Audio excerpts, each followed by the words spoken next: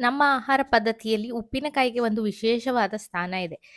ಊಟದ ಜೊತೆಗೆ ಉಪ್ಪಿನಕಾಯಿ ಇದ್ರೇನೆ ಊಟ ಒಂದು ಸಂಪೂರ್ಣ ಅಂತ ಅನ್ಸೋದು.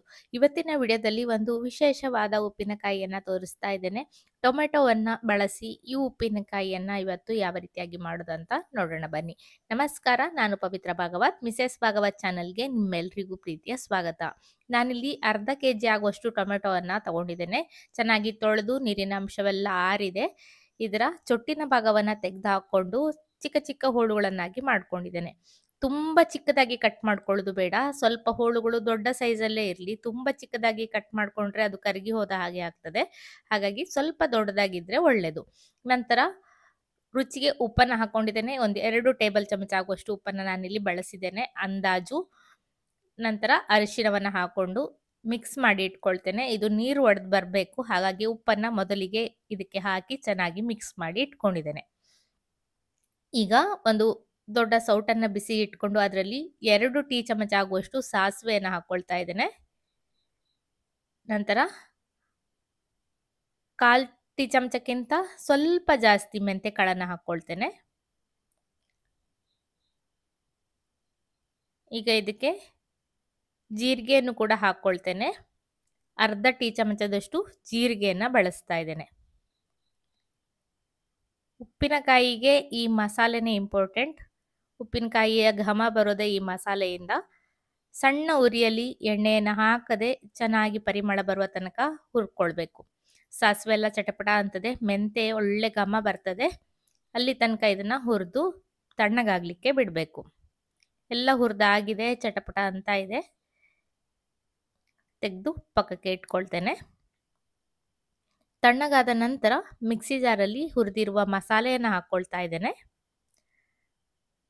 ನಂತರ ಸ್ವಲ್ಪ ಜೀರಿಗೆ ಮೆಣಸನ್ನ ನಾನು ಬಳಸ್ತಾ ಇದ್ದೇನೆ. ಉಪ್ಪಿನಕಾಯಿ ಅಂದರೆ ಸ್ವಲ್ಪ ಖಾರ ಇರಬೇಕಲ್ವಾ, ಹಾಗಾಗಿ ಜೀರಿಗೆ ಮೆಣಸನ್ನ ನಾನಿಲ್ಲಿ ಬಳಸ್ತಾ ಇದ್ದೇನೆ. 1 ಟೀ ಚಮಚ ಆಗುವಷ್ಟು ಹಾಕೊಂಡಿದ್ದೇನೆ.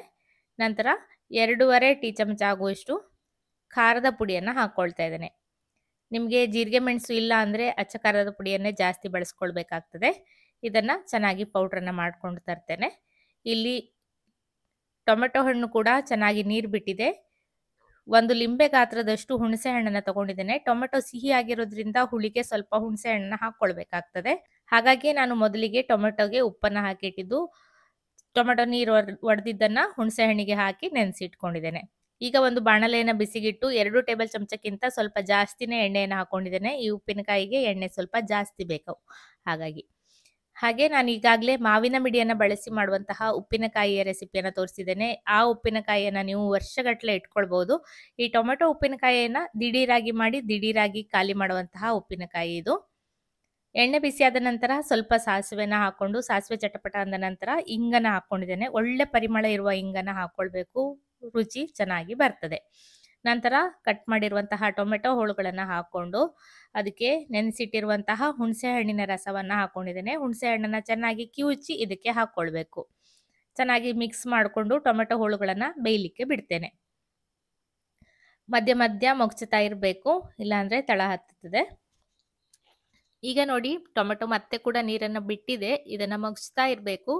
ಹಣ್ಣುಗಳೆಲ್ಲ ಮೆತ್ತಗಾಗಿ ಬೇಯೋ ತನಕ ಚೆನ್ನಾಗಿ ಮೊಗ್ಸ್ಕೊಳ್ತಾ ಬೇಯಿಸ್ಕೊಳ್ಬೇಕು. ಈಗ ನೋಡಿ, ಎಲ್ಲ ಹಣ್ಣು ಚೆನ್ನಾಗಿ ಬೆಂದಿದೆ, ಹಾಗೆ ನೀರೆಲ್ಲ ಬತ್ತಾ ಬಂದಿದೆ. ಈ ಟೈಮಲ್ಲಿ ಇದಕ್ಕೆ ನಾವು ಪುಡಿ ಮಾಡಿರುವಂತಹ ಮಸಾಲೆಯನ್ನು ಹಾಕ್ಕೊಳ್ಬೇಕು. ಈ ಟೊಮೆಟೊ ಉಪ್ಪಿನಕಾಯಿಯನ್ನ ಬಿಸಿಲಲ್ಲಿ ಒಣಗಿಸಿ ಕೂಡ ಮಾಡ್ತಾರೆ. ಆ ರೆಸಿಪಿಯನ್ನ ಇನ್ನೊಮ್ಮೆ ಯಾವತ್ತಾದರೂ ನನಗೆ ಒಬ್ರು ಪರಿಚಯದವ್ರು ಇದ್ದಾರೆ, ಅವ್ರ ಹತ್ರ ಮಾಡಿ ನಿಮಗೆ ತೋರಿಸುವ ಪ್ರಯತ್ನವನ್ನ ಮಾಡ್ತೇನೆ. ಅವರನ್ನ ಕೇಳಬೇಕು. ಅವರು ನೀವೇ ಮಾಡಿ ನಾನು ಹೇಳ್ಕೊಡ್ತೇನೆ ಅಂತ ಹೇಳಿದ್ದಾರೆ. ನನಗೆ ಅವ್ರ ಹತ್ರ ಮಾಡಿಸ್ಬೇಕು ಅಂತ ಆಸೆ ಇದೆ. ನೋಡುವ, ಅವ್ರು ಸಿಕ್ಕಿದ್ರೆ ಖಂಡಿತ ಅವ್ರ ಹತ್ರ ಮಾಡಿಸಿ ನಿಮಗೆ ವಿಡಿಯೋವನ್ನ ಶೇರ್ ಮಾಡ್ತೇನೆ. ಟೊಮೆಟೊ ಉಪ್ಪಿನಕಾಯಿ ರೆಡಿಯಾಗಿದೆ. ತಣ್ಣಗಾದ ನಂತರ ಗಾಜಿನ ಬಾಟಲಿಯಲ್ಲೋ ಅಥವಾ ಪಿಂಗಾಣಿಯ ಭರಣಿಯಲ್ಲೋ ಹಾಕಿ ಇಟ್ಕೊಂಡ್ರೆ ಬೇಕಾದಾಗ ಬಳಸ್ಕೊಳ್ಬೋದು. ಹೊರಗಡೆ ಜಾಸ್ತಿ ದಿವಸ ಇಡ್ಲಿಕ್ಕೆ ಬರೋದಿಲ್ಲ. 3-4 ದಿವಸ ಅಷ್ಟೇ ಹೊರಗಡೆ ಇಟ್ಟರೆ ಇದರ ಲೈಫು. ನೀವು ಫ್ರಿಜ್ಜಲ್ಲಿ ಇಟ್ಕೊಂಡ್ರೆ ತಿಂಗಳುಗಟ್ಟಲೆ ಇಟ್ಕೊಳ್ಬೋದು, ಹಾಳಾಗೋದಿಲ್ಲ. ಇವತ್ತಿನ ರೆಸಿಪಿ ಇಷ್ಟ ಆಗಿದ್ರೆ ಖಂಡಿತ ಒಂದು ಲೈಕ್ ಮಾಡಿ, ಶೇರ್ ಮಾಡಿ, ಅನಿಸಿಕೆನ ಕಮೆಂಟಲ್ಲಿ ತಿಳಿಸಿ. ಹಾಗೆ ಚಾನಲನ್ನು ಸಬ್ಸ್ಕ್ರೈಬ್ ಮಾಡಿಕೊಂಡು ಸಪೋರ್ಟ್ ಮಾಡಿ ಅಂತ ಕೇಳ್ಕೊಳ್ತೇನೆ. ಇದೇ ರೀತಿ ಇನ್ನೂ ಹೆಚ್ಚಿನ ರೆಸಿಪಿಯೊಂದಿಗೆ ಬರ್ತೇನೆ. ಅಲ್ಲಿವರೆಗೂ ನಮಸ್ಕಾರ.